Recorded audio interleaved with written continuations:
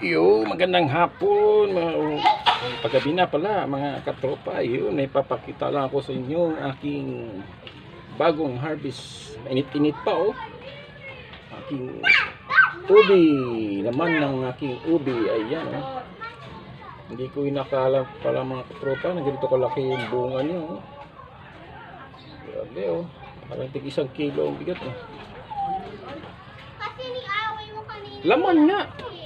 Bunga. Sinabi bang bunga? Yan, laman.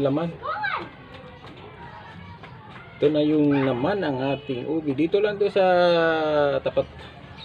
So, magtutuyos na to sa December. Hindi ko lang na-harvest ng December eh. Ngayon ko lang naisip i-harvest. Ayan. Alright.